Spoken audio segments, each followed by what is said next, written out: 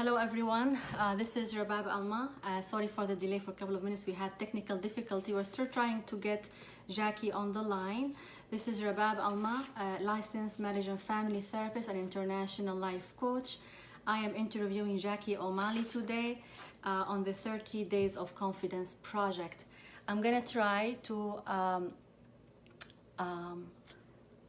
invite her now and see, because we have been having difficulty. So hopefully it will work.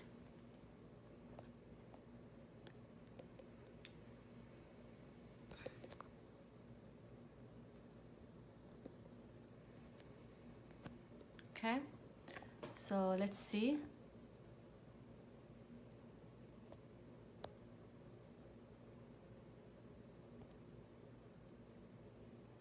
Okay, we're gonna wait for her to join us.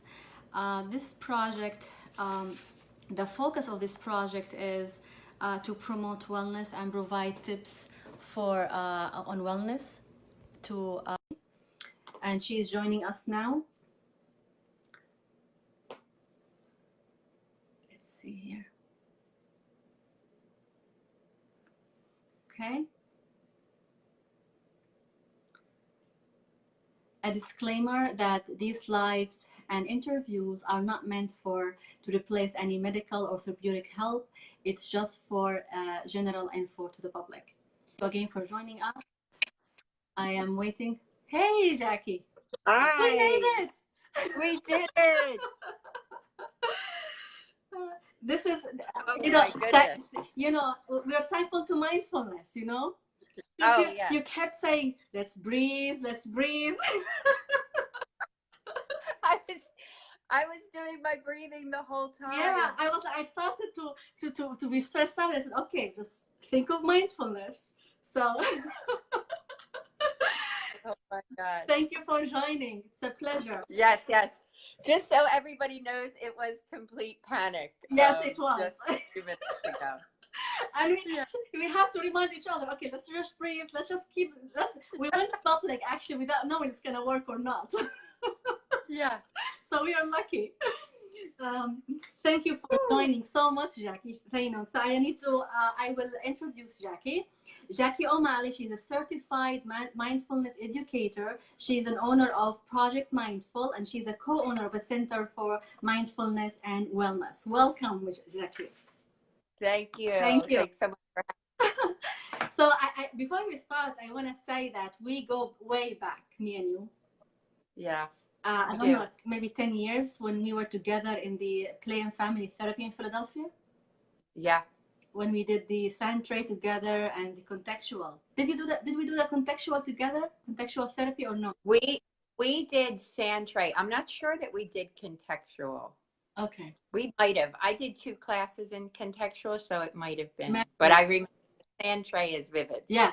We had like really, really close, intimate memories with how we process things and how we went about, doing sand trays. It was really amazing. So let's start and tell me a little bit more about your work and what you do. Okay. So I have started a business about 7 years ago where I now exclusively teach mindfulness. And I teach it in schools primarily. 80% of my time is spent in schools where I teach teachers and students and parents mindfulness, which for those of you who don't know exactly what mindfulness is this way to allow ourselves to become present and to learn to manage our stress and our emotions. So it's really a big part of social emotional learning, and it really can make a difference in people's lives. That's why I started doing it, is because it made such a difference in my life. Absolutely. It's we just practiced it like right now. Yes, we did. In vivo. When we were panicking. So how long have you been doing that? The mindfulness. How long have you been? So I have been doing mindfulness for the last 10 years, I would say. And the last 7 has been a pretty regular practice and going into schools. And then the other part of my job that I love too is because I'm with kids all day in schools, in the evenings and on a few weekdays, I also teach adults and teens at the Center for Mindfulness and Wellness. Wonderful. And how do you see the results? How?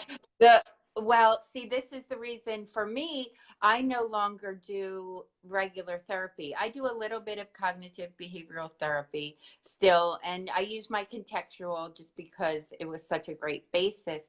But for me, this is the thing that makes the difference in a matter of weeks. Like I just had a few teenagers, college students come to me within the past 2 weeks for high anxiety. And within a week, they feel relief if they just do the practice. So it really, for me, it was that thing with regular therapy, you're focusing a lot on the mind and thinking. And for me, what I realized is that you have to connect the body and the mind in order for emotion to heal. And most of us are coming to therapy because we have something to heal, some emotion that has been buried or blocked. Yeah, you remember last year when when we met, and I was going through a lot. If you remember, it was a very Yeah. stressful time of my life. It was and mindfulness had helped me a lot myself. Uh, it was amazing how to just stay in the moment and try to focus on the feelings right now And accept them, and right? accept them Yeah. without the So remember when you said it's no shoulds and no could, no, sorry, no shoulds and don't have to. It's like you could do it, you yeah. can, you want to, you know what I mean? Yes. Yes. So the whole mindfulness thing gives you a choice Absolutely. versus, when you think about all the shoulds that you have, and boy, I used to have a real lot of them. I still have them. And to just recognize that every should that we have creates shame Yeah. in our lives, because a lot of the And time we guilt. are not Yeah. living. Yes. Yeah. But shame is the one that is less healthy. Guilt is healthier than shame. Yeah. Well, both of Um, them are not something that we prefer to have, but yes, shame is way more uh, hurtful, if you will, than yeah. guilt. Yeah. Yeah. Yeah. Absolutely. And it's I'm forgetting her name. Oh God, and I Is love it is her. it is it Christina Neff? No, she's the compassion lady. Um, oh, I gotta look. Hold Go on. go go ahead. Yeah. Um, oh my gosh, how am I doing this? Oh, Brene Brown. Yeah. So Brene Brown is the person who I learned from about shame. And she talks about shame as being uh, this feeling that we have that we are bad, right? And talk about something that erodes confidence is thinking that we are bad. And this is that self-talk that we have for ourselves when we don't live up to someone else's standards or our own. Expectations. Yeah. Yes. And the difference between the two is guilt is something that she explains it as guilt being something that's healthy, and that we are in a situation and we know we did something wrong and we can change it. We can apologize, we can make it better. But shame often happens, and it is not something that we can necessarily change because we make ourselves bad versus just our behavior. Yeah.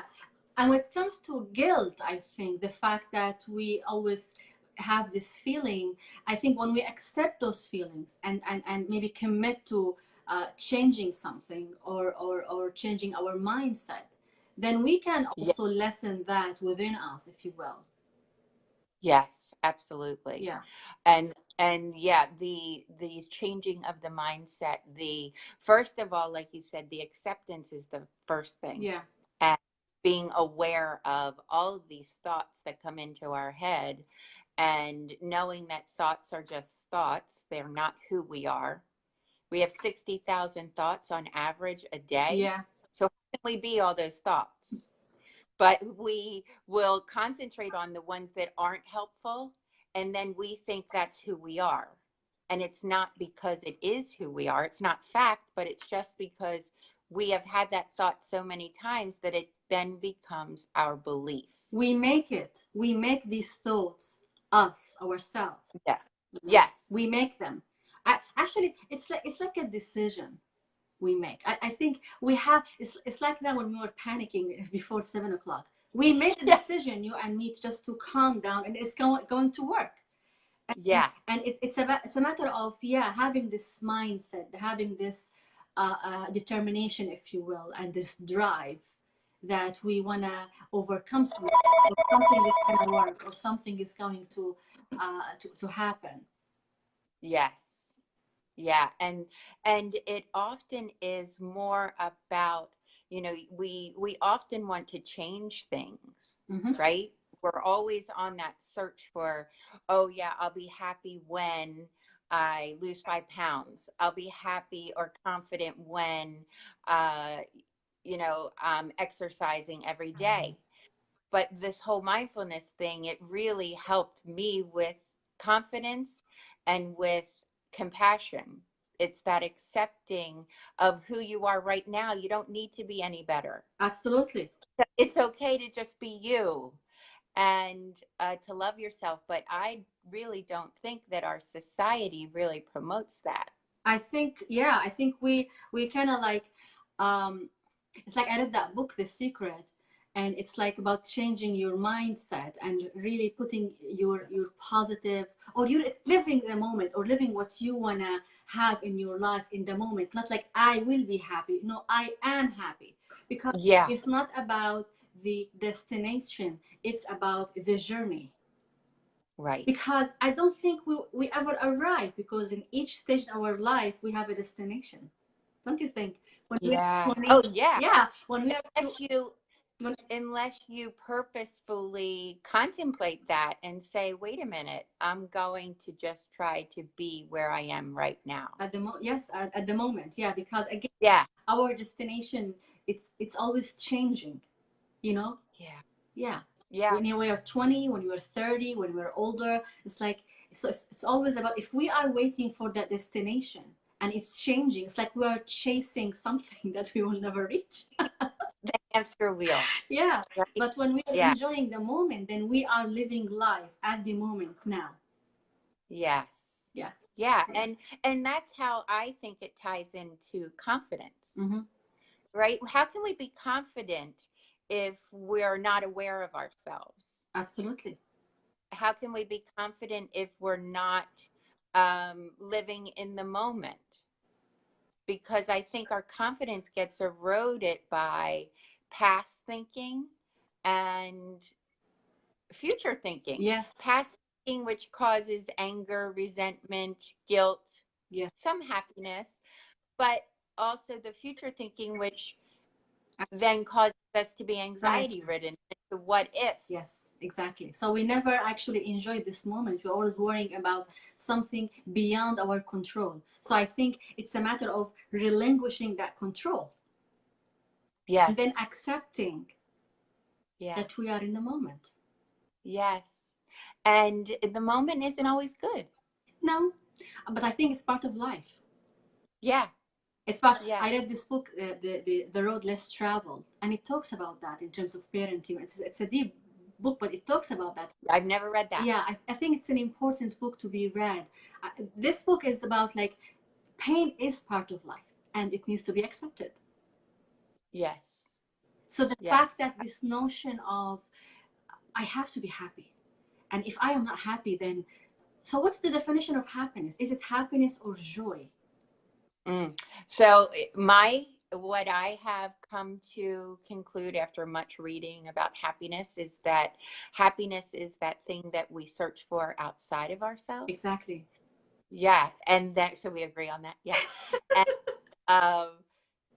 we're looking for happiness all the time. We're looking for happiness when we go out shopping, and, we're looking for happiness when other people make us feel good. We're looking for happiness in so many materialistic things, how big our house is, the car we drive. And the difference is joy comes from within, and it's never influenced by Exactly. the outside. And Yeah. it's more lasting. Joy, Yeah. go ahead, you go. No, go ahead. And I get so excited. Joy is when we're in the moment. Yes. And you can even feel joy when you're in a moment that stinks. You can still have joy in your heart knowing that this moment will pass. Absolutely. But you can't necessarily have happiness in a moment where you're in distress. But that joy comes from knowing that there is still peace inside of you, even though you're surrounded by chaos. Mm-hmm. And maybe also looking at this as a lesson, whatever the difficulty is, and that growth cannot happen without pain, maybe. Yeah. Oh, yeah. Absolutely. I remember thinking as a younger person, all I wanted to do, that goal of being happy. Mm-hmm. I just want to be happy. And how that paralyzed me for years. When my children were born, I really, really struggled with that, thinking that everybody else was happier than I was, and looking around and thinking that, oh my God, everybody seems to make this parenting thing look easy, but I think it's one of the hardest things that I've ever done in my life, and I feel like I'm failing. And through, a big journey, learning about myself and going through pharmaceutical medicines. So taking Prozac and Wellbutrin to help me to be able to cope. And then realizing that, oh, that's not the way for me, and going to yoga and mindfulness. And since I have been doing mindfulness regularly, I think it's been 7 years since I've been on any medicine. And not that I'm Amazing. against medicine. Not that I'm against medicine. I think it served its purpose. Um, but for me, it just wasn't something that how I wanted to solve the problem. And if you think about confidence, um, that's what it was, such a lack of confidence and self-awareness that kept me in that darkness. In that darkness, yeah. Yeah. So sometimes, like, of course, we're not going to discredit medication when it's necessary. Right. But I'm talking about sometimes medications, people go to it as a first resort when it's supposed to be last one. Don't you think? Yeah. Yeah. Yes. Yeah. I think it's like sometimes it's used to numb the feeling instead of Right. dealing and accepting the feeling. Yeah, yeah, exactly. And often we want in this country, we want a quick fix. Yes. We're all about instant Pill. gratification. Yes. Yeah, fix me. Just Let me take the pill and it's going to solve all my problems. Even mindfulness doesn't solve all your problems, but it certainly helps to be able to just be comfortable with yourself and in your skin. And I think for me, as far as the journey of confidence, is being comfortable in my own skin, getting comfortable with uncomfortable. Oh, wow. That's amazing. Yes. Getting comfortable Yeah, with uncomfortable. Yeah. Amazing. that's hard work. Oh, yes. I'm just thinking of the sentence you just mentioned. It's amazing. I have heaviness on my chest just saying. Yeah. Right? We need to write this down. That's your sentence. Yes. Getting comfortable with the uncomfortable. Yeah. And that's the gift of a mindfulness practice. Like if you can get more comfortable with you, you're going to stop comparing. Oh, yes. Yes. And that's the Kristen Neff work. So if we talk about Kristen Neff, who is really one of my favorite researchers, her and Brene Brown, and her research talks about the difference between self-esteem and self-compassion. Mm-hmm. And once I read that, I began to realize how this self-confidence thing and self-esteem is really a losing battle. She talks about how we're in this society where self-esteem only comes from doing. Mm-hmm. Right. And when we do, we're always comparing, and we're only self-confident when we do something better than someone else. True. because we're always in this state of comparison. Absolutely.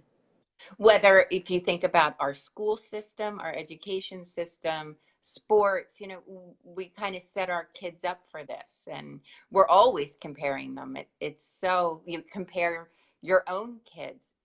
And one of my favorite sayings is, comparison is the thief of joy. Yes, that's another one, Right? Jackie. Yes, I believe it's Theodore Roosevelt, right? And that one is one that I use all the time just to keep myself in check. Like, okay, whew, there you go.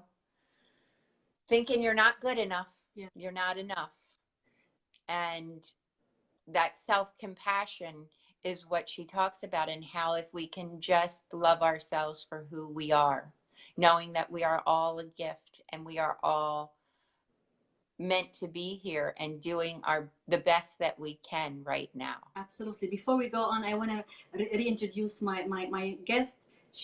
I am talking to Jacquie O'Malley. She is a certified mindfulness educator. She's an owner of Project Mindful, and she is the co-founder of Center for Mindfulness and Wellness.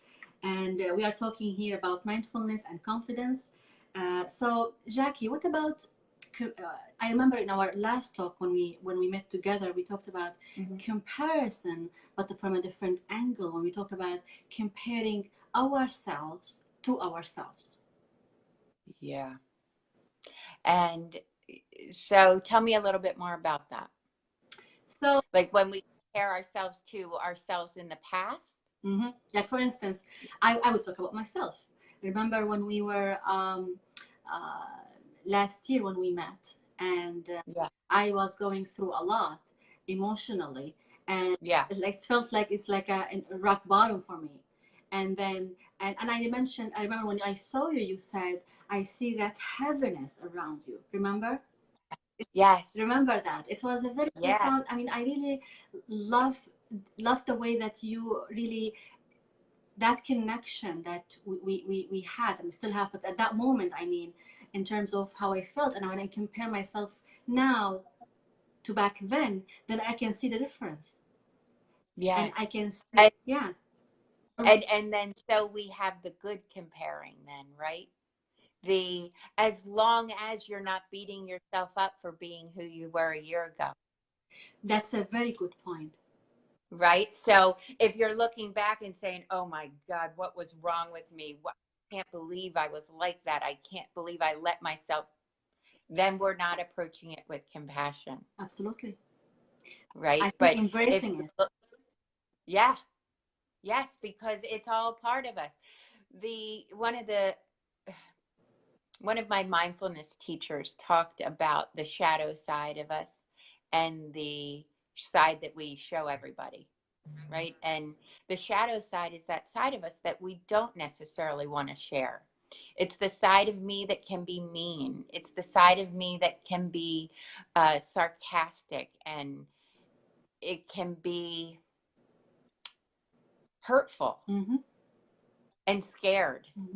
And the compassion piece comes in is, I think that you can be confident and compassionate really truly when you accept that side of yourself too, and love that side of yourself. Absolutely. I was following this author, Gary Hendricks. I don't know if you heard of him. He talks about accepting yourself, loving yourself, even specifically the part that you don't like about yourself. Yes. And a sign of that, when you see yourself getting frustrated with the other person of something, so see if you have that trait that you don't like about them. You might have it yourself, and then you are just projecting. Yeah. It's powerful. It's very powerful, and I think we gain our control back when we do that. Yes. Yes, we do. And then we become self-aware, and we give ourselves this gift of loving ourselves. Absolutely. Right? For who we are. And so I can tell a little story about that. Yes, when growing up, I definitely wasn't a great student. You know, I struggled in school. And my inner voice and my negative self-talk was, you're an idiot. That was what I told myself for years, even through college. And that was what I thought of myself. And forgetful. So I would also call myself an idiot because I'm forgetful, very forgetful. And how that changed, one of the first things that helped me to realize that, okay, maybe I'm not an idiot, is going to graduate school and finally studying something that I love and really am interested in, and ending up on the dean's list. Oh, That was the first thing, the first little thing where I was like, oh, maybe I'm not an idiot. Maybe, maybe I'm just not great at math, and maybe I am forgetful. Yeah. But that doesn't necessarily make me an idiot. true. So that was that first little tweak. And it was like, how can you be confident when you're calling yourself an idiot Absolutely. most of the day? Absolutely. And you keep saying that to yourself. Yes. Yeah. So for the audience, if you have any question, please feel free to put them down in the comment section. Thank you. I have a I lot of people are joining us, so thank you. Yeah, I see some of my peeps out there. Yeah, I see them all. Thank you for joining. If you have any comment or question, I will read them. I will go to them at the end of the interview. So please feel free to put down any comment or any question. So again, this is a very energizing conversation with you, Jackie. Uh, so again, we talked about how we undermine our confidence. Do you have a Yeah. story about that from your own work, if you will? Oh, well, the story I just told was a definite undermining of my confidence. There's one story that I have that um, I was totally influenced by many people and didn't choose to do something that I thought was good for me. And it has to do with my hair, Mm-hmm. right? So uh, for 20 years, I colored this hair, right? And colored it because I didn't want to look old, right? Because it's what everybody else does, and you're supposed to color your hair to look young. And I struggled with it for 5 years of saying, I really don't want to do this anymore. If you can imagine trying to cover this with dark brown, it was not easy. Yeah. And I would, within 2 weeks, I would have this white skunk, I would call it, coming down my scalp. And that would, every time I saw it, I saw this like ugly. That was what I saw. Ah. You're so ugly. No, it could not be confident in having this stripe down my head. And I kept thinking, well, why am I doing this? Why do I keep doing this to myself? And I finally decided I'm going for it. I'm stopping coloring my hair. And I did it. And there was not, I think my hairdresser supported me, but there was not one person who supported me in that. You look great, by the way. Everybody said, don't do it. You're going to look so old. Don't do it. Don't do it. And I really do accredit it to mindfulness. Oh. I would have never been able to do that, have the courage to show this white hair at age 40. I don't even know how long, 42. And it was mindfulness that helped me do that. And the confidence that comes when you let yourself be who you are instead of covering it up. Yeah, this is what we usually do. We just want to cover things out that we don't want people to see. And I don't know if we are covering them from people or from ourselves. Yeah, I think both. Yeah.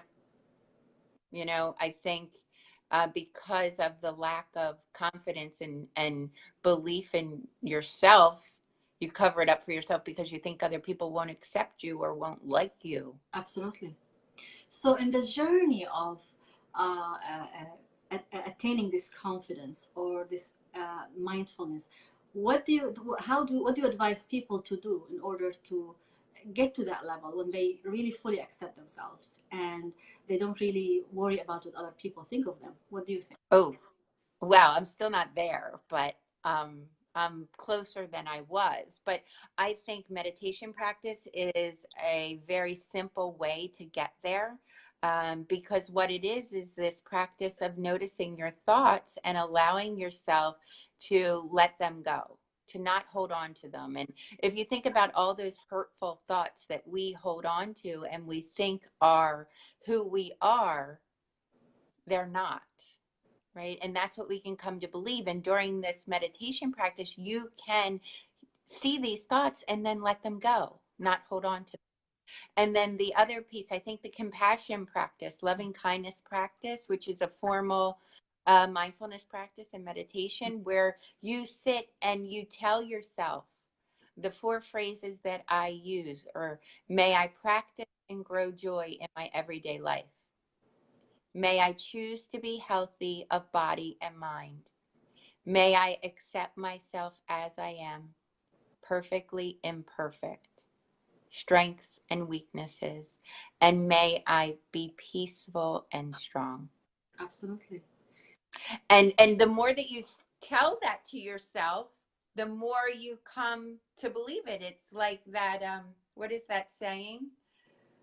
Oh, I can't. Yeah, I'm drawing blank also. Me too. It'll come to me. Yeah. Yeah, so the more you fake it till you make Yeah, it. yeah, exactly. Yeah. And I think when we do that and when we model this to our children, then they learn that from us. And then they start to seek this grounding, peacefulness from within instead of seeking that from without. Oh, yeah. This is the greatest gift that I've given my family, is to get myself under control and centered. Yeah, that also aligns with screen-free parenting that I was certified, and I it's like we need to discipline ourselves first before disciplining our children. Yeah. It's like, how can I tell someone, my child, to calm down? I'm all over the place when I'm yelling at them. Because yeah, I mean, it's like I'm contradicting myself, don't you think? Yeah. I just got distracted by the message there because I shouldn't have it on my screen. But said, yeah, I think Kristen, she's saying, with meditating, do you have any recommendations for teen? My kids love to meditate, but I have trouble finding good ones. Yeah, I do. So I think Insight Timer is a great app for any person. They have meditations on there for kids, for teens, for adults. So I would try.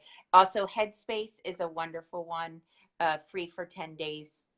And really, that 10 days is all you need to get started. So, Jackie, after this, would you be able to go back to the comments and write these resources for people? And also, I think you mentioned Kristen Neff and the other one, Brown. Yeah, Kristen Neff and Brene Brown. Yeah, if you can write also these down for the audience so they can reference them or research them to see their work, maybe.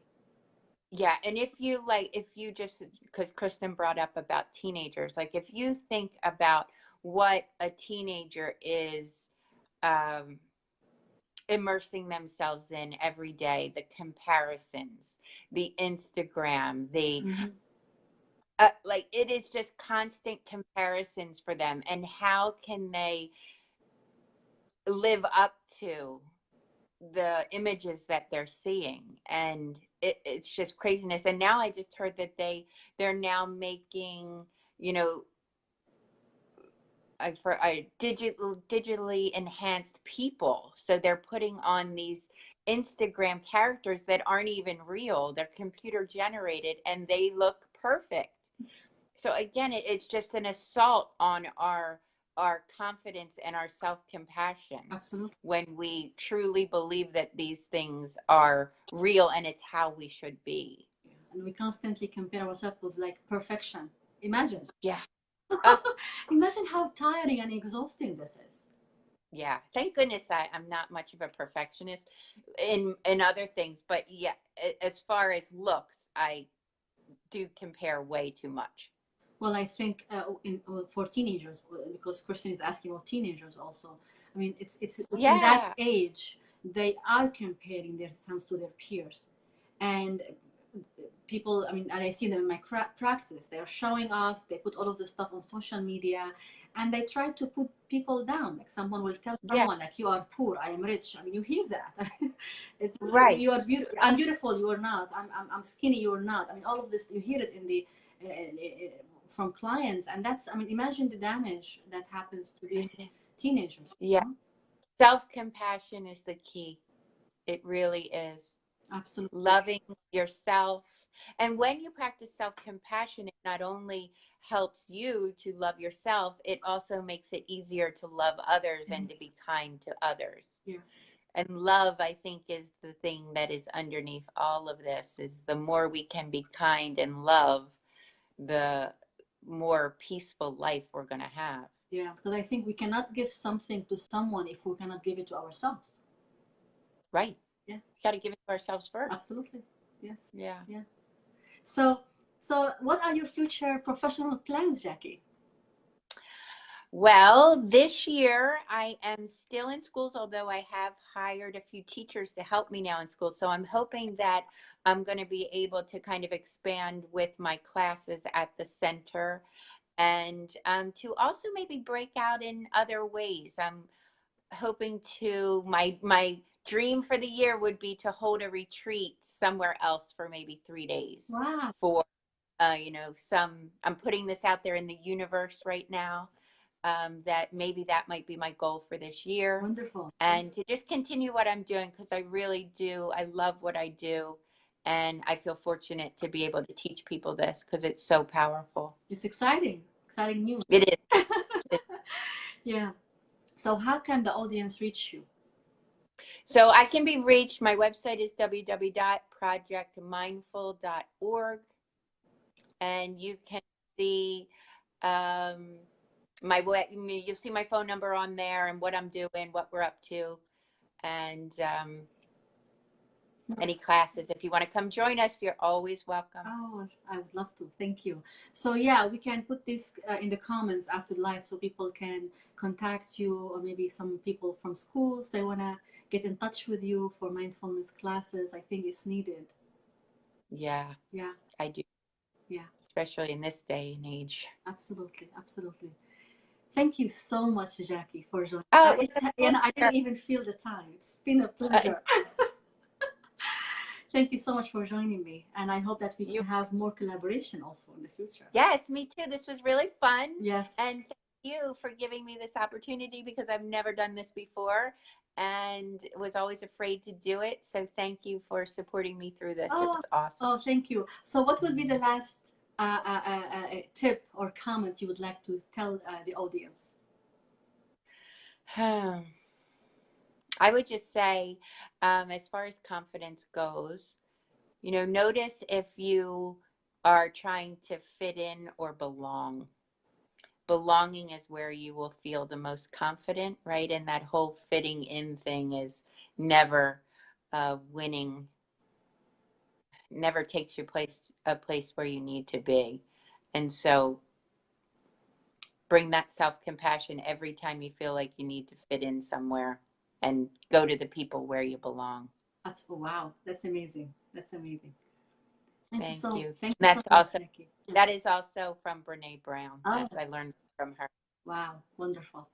Thank you so much, Jackie, for joining me. You're welcome. It's a pleasure. Thank you. Okay, let's do this again. Yeah, we'll do that again. Absolutely. Yeah. Okay. Thank you. Have a wonderful night. Thank you. Thank you, everyone, for joining us, and see you tomorrow on another episode. Thank you.